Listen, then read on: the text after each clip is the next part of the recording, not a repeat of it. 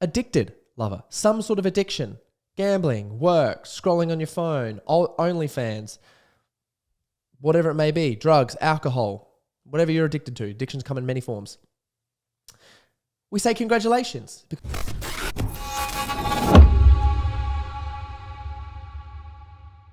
I think something that we're all yearning for and searching for is some serious acknowledgement. And usually we don't face up to that we seek for it in validation from friends. We seek for it for validation in what we're doing, which can lead people to do silly things. Like I've seen people chase women to get validation from friends, do drugs to get validation from friends, work themselves to the bone and to the ground to the point where they just get sick and end up in hospital or get injured purely because they're making, scarce decisions and not the right decisions out of some sort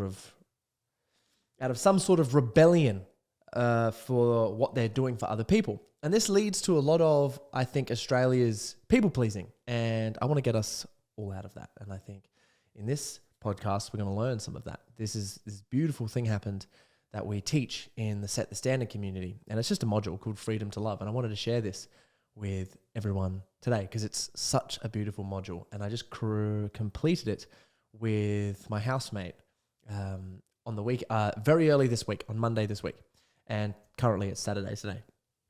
And I wanted to share this with you because I believe how beautiful it is when someone gets to truly, truly be seen before they die. I said, like, how common is it that someone gets so loved and so acknowledged for everything that they are simply for their own existence, for every single way possible that they've affected someone?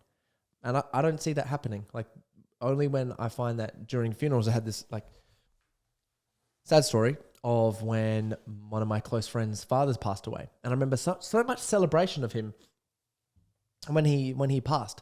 And it was a Māori tradition, so native New Zealand, funeral, which went for 4 to 5 days. And you spend time with the body to grieve and let it pass.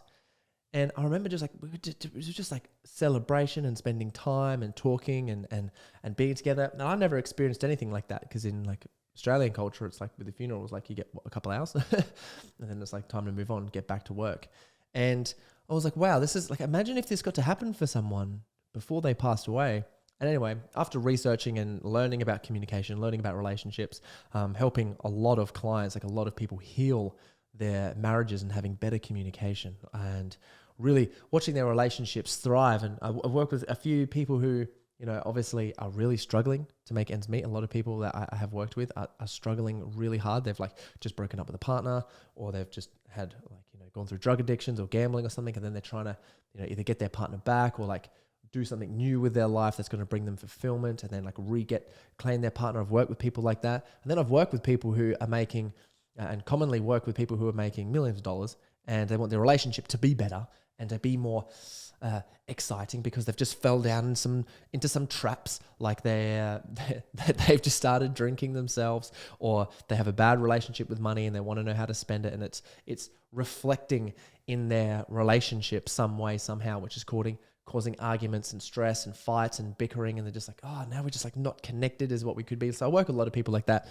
And what I found is understanding the love languages on a really clear, concise way is so important. So I'm going to teach some of the love languages to you guys first, just re-clarify them. For you guys who know, this is a great time to listen because I've got one that I believe is my own. Like I found it out in my own relationship and talked to a lot of people. So there's like a 6th love language that I believe is there. It's up for you guys to take it or not. And then I'm going to run you through the exercise, as I believe everyone here should give it a crack. So essentially the 5 love languages are acts of service, so saying nice things, validating someone. So speaking, saying compliments and things like that.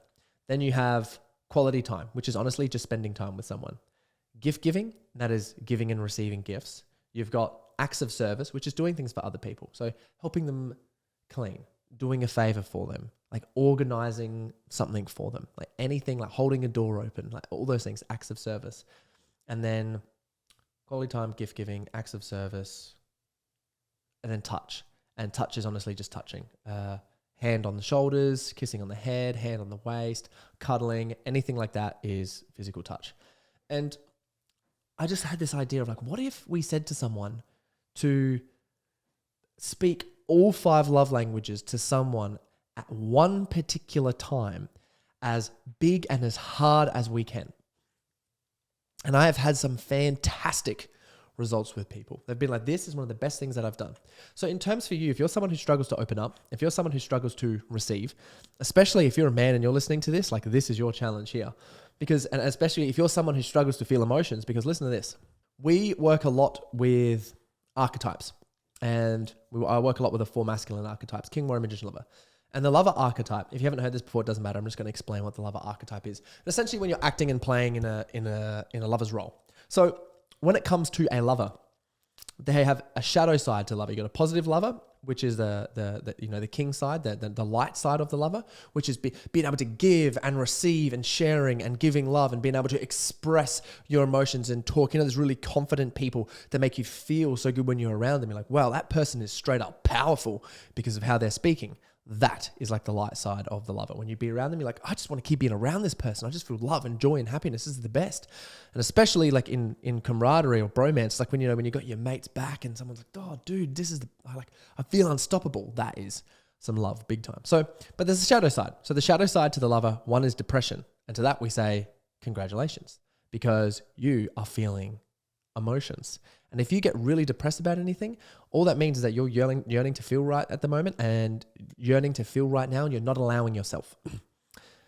The other side to the shadow lover is the addicted lover. Some sort of addiction, gambling, work, scrolling on your phone, OnlyFans, whatever it may be, drugs, alcohol, whatever you're addicted to. Addictions come in many forms.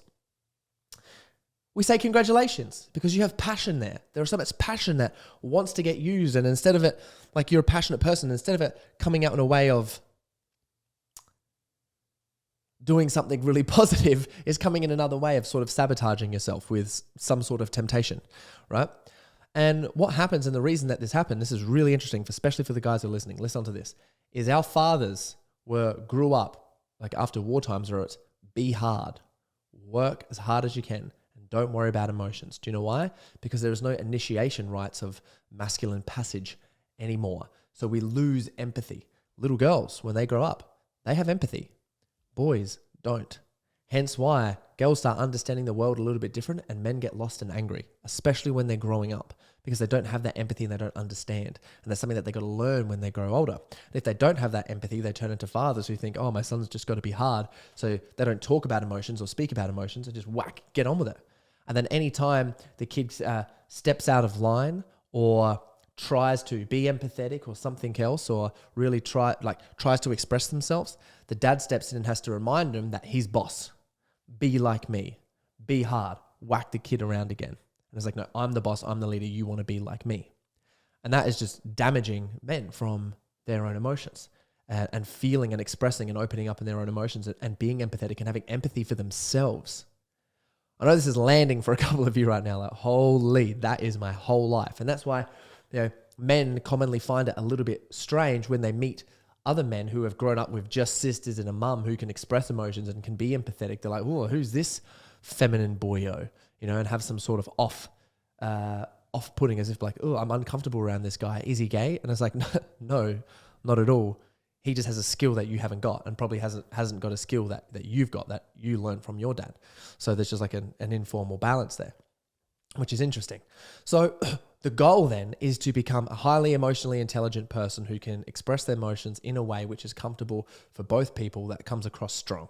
And I believe I'm one of the perfect examples of doing that. So just raising the bar for that one. Tooting my horn for that one, mainly because in my relationship, and I teach it, and teaching it and expressing it happens the best time when it gets the most difficult, when you're under stress and pressure and you can still remain emotionally intelligent. That is goals, and that is a strong, confident man that we strive for. So the reason that we're doing this freedom to love exercise is purely because it's purely for us to go through initiation experience, to start opening up, receiving, talking about emotions, and being able to hold emotional energy. And what I mean by that is sometimes men will look at each other in the eyes and like they'll feel emotional, like you are my brother, or a woman or something when she's giving him love, and they don't know what to do. You freeze up and you're like, this is so uncomfortable for me. I wish that I could just speak with emotions. I can't articulate it, X, Y, Z, and it can't come up. This forces you to put in a container where you just have to feel and you have to receive and you get to give and then you get to figure out the words to talk about it. Now, I mentioned this beforehand because when I talk about the story with my housemate, and his name is Kettle, because his last name is Kettle, Michael Kettle. When I talk about him, it was interesting because he said the same thing. When we started talking, he was like, I haven't got their words just yet to articulate what I'm feeling. And then he could end up starting to feel it. So I wanted to appreciate Kettle because he has held me through my entire business journey. He moved out with me from Adelaide. We moved to Gold Coast together. It was his first time moving out of home. We essentially, he went into some jobs that he just hated and I completely broke him. And I saw him cry and I saw him lift it up. Same thing with me. He saw me absolutely freaking out, wondering if I'm ever going to make any money or not, putting everything on the line and just stressing out about business, stressing out about partners and girlfriends, and listening to me every single time something happened at the start of me and Chloe's relationship when I was freaking out. And anytime I've doubted myself or been down on myself, he's just been there, had my back, listened and push me forward, just be like, no, bro, you fucking got this. All my events, all my programs, everything, he supported me. He's come to them as best as possible. And I was like, this man, I would not be able to achieve what I have achieved without this brotherhood that I've got from Kettle. So I'm like, I need to celebrate this guy because I fucking love him. And so what I did was I ended up just writing him a really heartfelt letter. I took him out to dinner, which is like a nice restaurant. I bought him a gift and I gave him a big old hug and I just spent time with him. At dinner, drove him there, we went down and had dinner together. And I remember writing down this really heartfelt letter and I gave it to him at the dinner table, so I gave him a gift first. And he was like, oh, what? Because he loves gifts. Like, oh, thanks, bro. And then I passed him his letter. And as I was writing down the letter, I basically celebrating for his own existence and how much his life has made my life more rich. He's made my life more adventurous. He's made my life experience more joy, more fun. I've been able to step into being a stronger leader and have more confidence because he's had my fucking back. So I got him to, I was like, here, read out this letter in front of me. I filmed it, put on a time lapse. And he read the letter out in front of me. And just immediately as he started reading, he was like, oh God, here we go. He started tearing up. And he was like, oh God, he was trying not to. And I saw this tear just drop down his face. And he was like, oh my goodness, this is he's like, I've never had anyone say anything like this to me beforehand. And I've never experienced love from someone in a way. I've experienced parent love and brotherly love, but I've never experienced love in a way beforehand, which someone just accepts me for completely who I am as a brother. And I was like, yeah, man, when I did that for you and I explained the reasons, I was like, what I just said beforehand, you've been for me through hell and back. You've helped me, through my relationships. You've helped me through my business. You've supported me and always had me through there. You're most loyal, person that I've ever met. I'll go anywhere and Kettle's he'll fight to the end for me and I'll do the same thing for him. And we, when he was starting to read the letter, he did up and he was sitting there. He was like, oh, I haven't got any words right now. And then afterwards, he was just expressing on how, in the car, it's just man, he just couldn't stop saying, he was like, this is the best thing anyone's ever done. He's like, I've never experienced this beforehand. And he's like, I'm so lucky and grateful to have a friend like you, and receiving that for me felt so amazing. He's like, you've done these things for me. That's made my life so good. We're brothers to the goddamn end. And then even when we got home in the morning, he was like, dude, my body's still hot from receiving that letter of just having to open up. And he said to me, he's like, I've never been able to open up or express those ways because I didn't 100% learn it from anywhere else. There wasn't any role models in my life to demonstrate that. But this is just insane. And now we even our relationship has just gotten better and stronger. And he showed up to his partner in a different way, with more love. He's had a better attitude, going towards work and doing what he's and doing heading to work with a really positive and professional attitude. And what it's given me, because it was hard for me to even sit there at the table and watch him go through these emotions and watch him sit there and receive him just being man, and just reflect back all these compliments that I had to receive as well. And I was like, whew. We were just sitting there at one stage crying, and the waiter's bringing out, we're bro shook our hands, we're this, and we're both just feeling just feeling all these emotions and just sitting there with just tears in our eyes, just oh, I fucking until we, especially start to express emotions. When you start putting into practice that you're going to be friends with someone until you die, and that you really understand that one day you're going to die, all your red blood cells is just going to turn brown, your lips are going to peel back, and you're just going to turn into a sack of nothing until eventually your bones, and that the person in front of you has made your life and the quality of your life so much better, is so emotional when you're in that setting. And we had to like hold that together. The waitress is bringing out food. We're just sitting there, just like staring at each other, like. It was a really powerful experience, and this is experiences that I believe ancient Spartans would used to have, ancient warriors would have, like in terms of developing bands of brothers that would go and take on the world any way, shape, or form. And it doesn't have to be just with a friend. I've had many people do this with a parent. And they've mentioned, like in their with their parents, all the things that their parents have done for them to celebrate their lives. And I mention and talk like this to my dad regularly to like let him know, because I'm like, man, before you die, I really just want to make you feel so loved and appreciated for all the hard work that you did. And and doing this exact same experiment with their partners. So now you've learnt this. Now you've understand freedom to love. You go and speak all of these 5 love languages to someone, and it helps blow their mind. The 6th love language that I believe, which I saved to the end, is sharing things on social media. I honestly believe, like me and my partner, I'm like, it's not quality time, acts of service, or anything else. It's a recognition and some sort of validation that you can receive from someone if they post something on yourself on social media, about the relationship on social media. I felt so much love when my partner created like a reel for me, and it was all our just our relationship and all this cute stuff that she put together, like on her reels and on her social media. Mainly because out of safety, I used to have relationships where I'd be scared to post about my partner, or they'd feel scared or worried to post about me, because in Australia, for some reason, Adelaide in particular, there was this thing where it's like, well, if you post about someone else, then it decreases your availability for someone else, or you're going to come weak or come across vulnerable. So don't post anything. I hate that. And whilst you're in a relationship and you do post about each other and you do put things on social media, it's like, oh, this feels so nice to me. So I believe that is another love language as well. So if you wanted to turn it up a little notch, posting something on social media. I already talked about it on social media, and I'm creating this here. So Kettle gets to relive and look at this back. However, guys, that is one of the exercises that we do to open people up and create more emotionally intelligent and stronger men. If you're listening to this and you're like, whoa, that sounds challenging, outside of my comfort zone, but I want to be a better partner. I want to be more confident.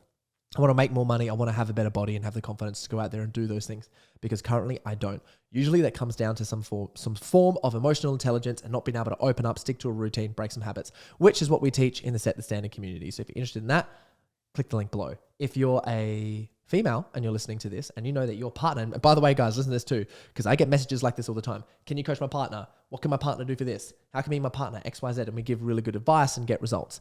And if you're listening to this here, a female, and you're like, I want my partner to be more emotionally intelligent. I want him to open up. I knew that if he was more emotionally intelligent, he would show up better in business. I know if he was more emotionally intelligent, he'd actually be able to stick to a routine, get off from the couch, stop scrolling on his phone, and start doing something that's going to bring him fulfillment and purpose back in his life. And that for me would make me as a woman be so much more attracted to him, that when he gets home, I just want to love on him instead of just, you're home again and didn't give me any attention, which, as we know, is something that can be fixed. So I wanted just to put that out there, guys.